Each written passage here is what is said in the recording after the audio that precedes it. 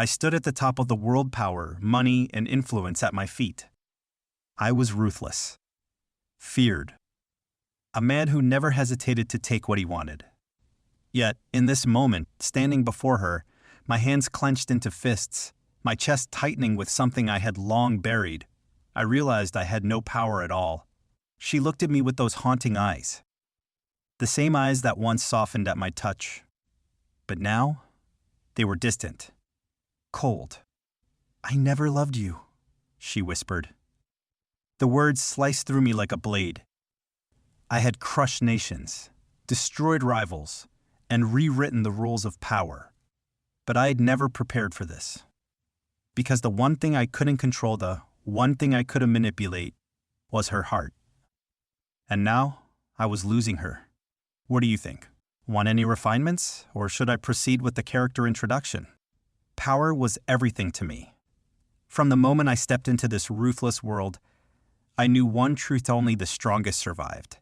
And I had no intention of being weak. My name is Adrian Kane. A name whispered in fear across boardrooms and back alleys alike. I built an empire from the ground up, crushing competitors, manipulating markets, and ensuring that no one, not a single soul, could ever challenge me. I was the man who decided fates. And yet, there was one person who never saw me as a god: Celeste. She was different from the world I ruled. While I dealt in power, she thrived in passion. While I dictated outcomes, she lived in possibilities. She was an artist, someone who found beauty in broken things. Someone who looked at the cold, unfeeling world and saw warmth where I only saw weakness. I met her at a gala I had no interest in attending, an event filled with pretentious elites clinking glasses and feigning sophistication. I had just finalized a hostile takeover that would put me at the top of the financial world, but none of it mattered that night. Because I saw her. Celeste stood in front of one of her paintings, lost in thought, oblivious to the chaos around her. Her art wasn't just colors thrown onto a canvas, it was emotion, raw and untamed. And she was the same. For the first time in my life, I hesitated. She wasn't like the women who threw themselves at me for status, nor was she like the corporate sharks who feared me. She looked at me as if she was trying to understand me, as if she saw something beneath the ruthless exterior. And somehow, that terrified me. Our worlds should have never collided. She was light and I was darkness. She believed in love, and I had never known it. But I wanted her. No, I needed her. Winning her wasn't easy.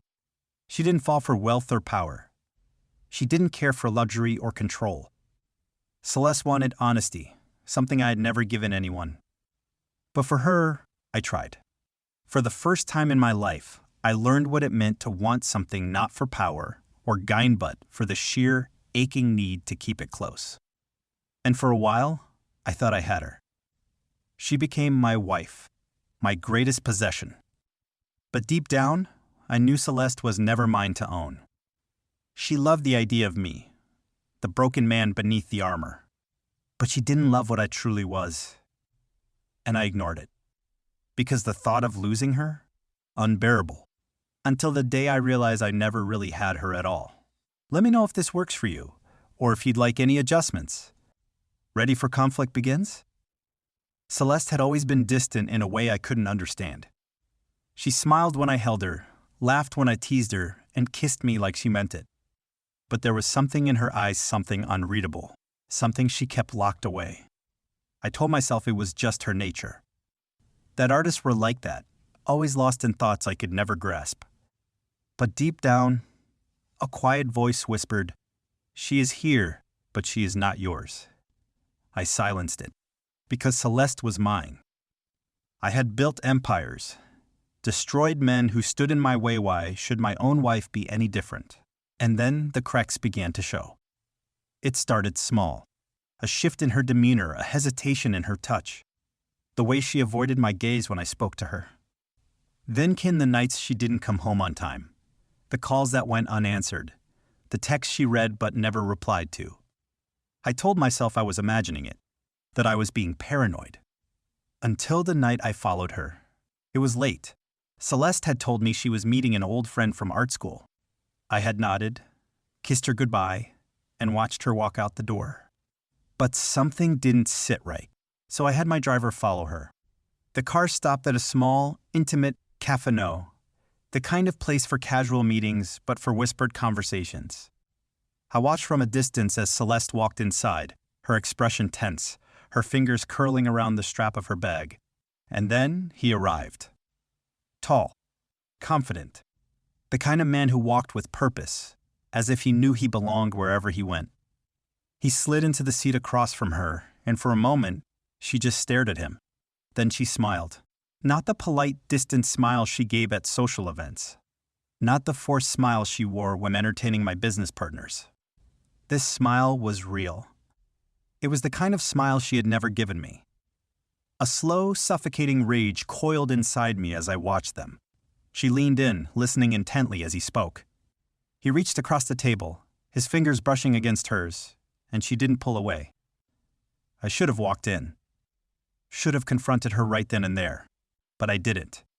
Instead, I stood there, my fists clenched, my jaw locked so tight it hurt. I was Adrian Kane. I had destroyed men for looking at me the wrong way. I had entire industries under my thumb. Yet, in that moment, I felt utterly powerless. Because Celeste wasn't just betraying me.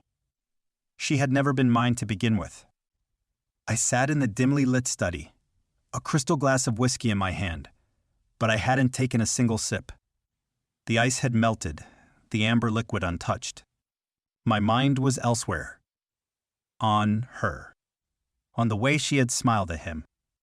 The way she had leaned in, listening to his every word like it mattered. Like he mattered. The memory clawed at my chest, sharp and unrelenting. I could still hear the quiet voice in the back of my mind, the one I had ignored for so long. She was never yours. I slammed the glass onto the table, the sound shattering through the silence of the room. No. That wasn't true. Celeste was mine. She had chosen me. I had given her everything: wealth, security, a life most people could only dream of. She had no reason to betray me. Unless she had never wanted those things. I clenched my fists, my nails digging into my palms. The thought burned, but I couldn't shake it. Was I imagining things? Was I reading too much into a single meeting? I could confront her, demand answers. But I already knew what she'd say. It was nothing, Adrian. Just a friend. You're being paranoid. You don't trust me? And the worst part? She would lie so convincingly, so effortlessly, that I would almost believe her. But I had seen the truth with my own eyes. The way her body had relaxed in his presence. The way she had smiled a smile that had never belonged to me. I exhaled sharply, trying to push down the storm rising in my chest. For the first time in my life, I felt something unfamiliar. Something I had never allowed myself to feel. Fear. Not of losing control. Not of failure. But of losing her. And the worst part? I didn't know if I had ever truly had her to begin with. I couldn't let it go. I told myself I would wait.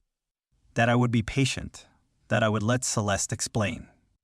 But patience had never been my virtue, and silence felt like a noose tightening around my throat. So the next day, I did what I had never done before. I followed her. Celeste left the house just before noon, dressed simply in jeans and a sweater. She didn't look like the wife of a man who could buy and sell empires. She looked free. Like the girl I had first met before she became Mrs. Adrian Kane. And she wasn't going to an art studio. She wasn't meeting clients. She was meeting him. I parked a few spaces away, watching from behind tinted windows as she stepped out of the car. The man was already waiting for her, leaning against his motorcycle like he belonged in her world. Something about the way she looked at him made my stomach turn. Then, she did something I wasn't prepared for. She reached for his hand. Not in a polite, fleeting way. Not the way you'd touch an old friend.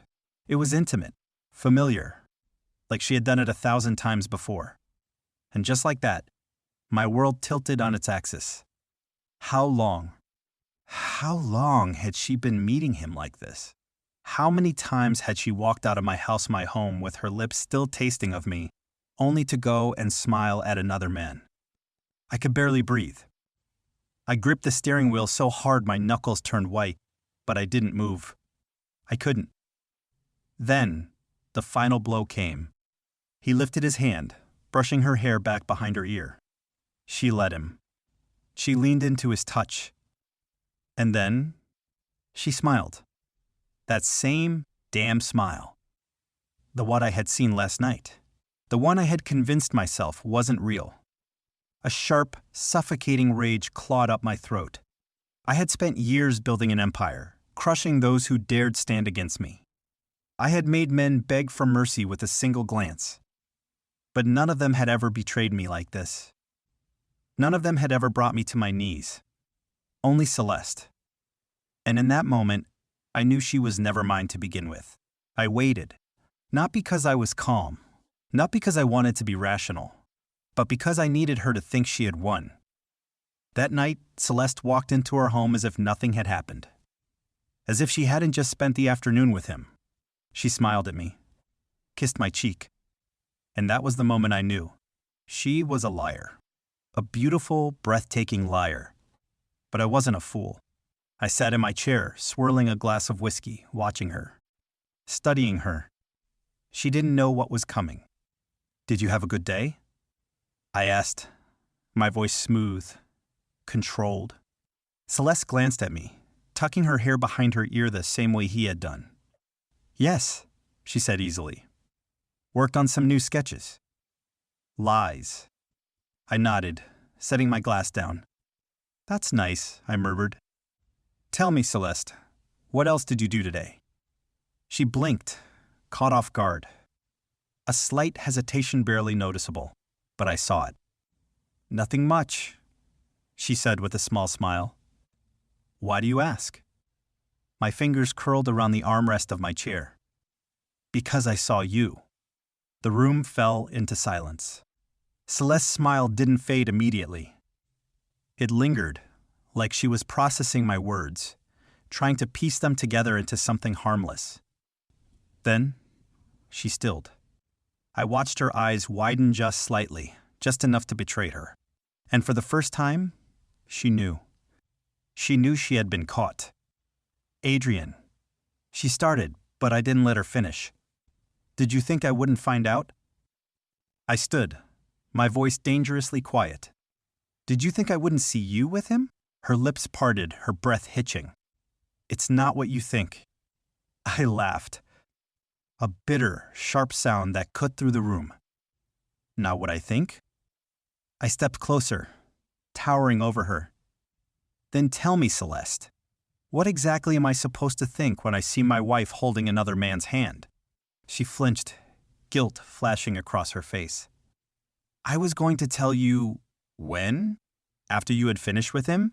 After you had gotten bored of sneaking around?"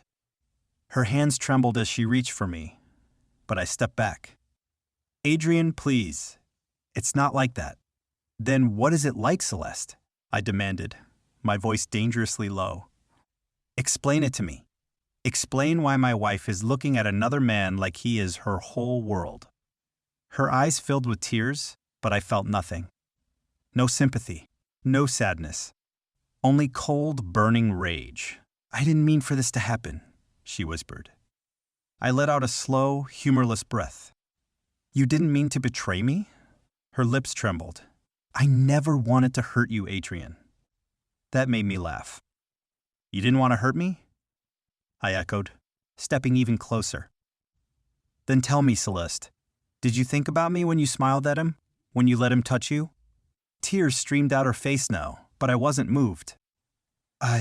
She choked out. "Say it." My voice was a razor's edge. Say his name. Her silence was all the answer I needed. And just like that, something inside me shattered. I had fought wars in boardrooms, crushed men who stood against me, built an empire from nothing. But this was the only battle I had ever lost. Because Celeste hadn't been taken from me. She had never been mine to begin with. Celeste stood before me, shaking, tears streaking down her face. But I felt nothing. Not anger. Not sadness. Not even hatred. Only emptiness. I had spent years conquering everything in my path: business rivals, empires, entire industries. But none of it mattered now. Because the one thing I had truly wanted had never been mine. I exhaled slowly, my hands loosening at my sides. "You don't have to say anything else," I murmured.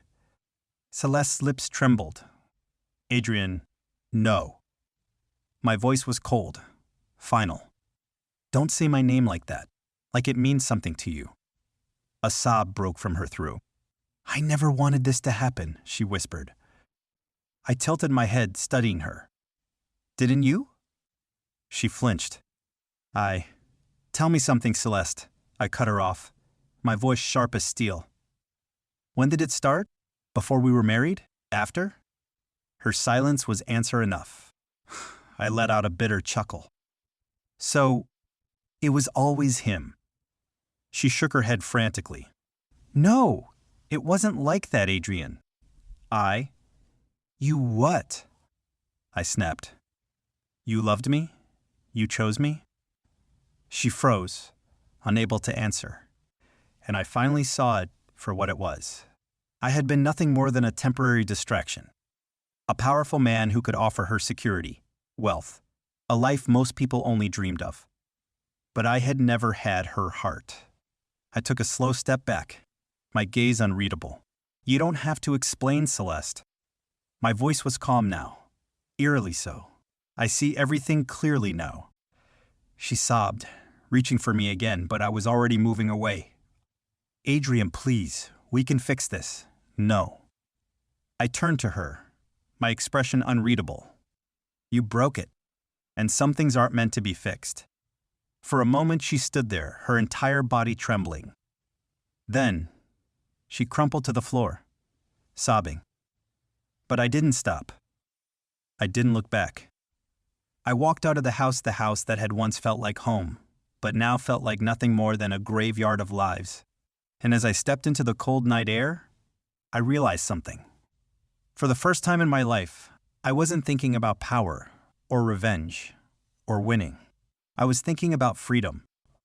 Because Celeste may have been my greatest weakness, but she would never be my downfall. And just like that, I left behind the one thing I had thought I could never let go of. Her.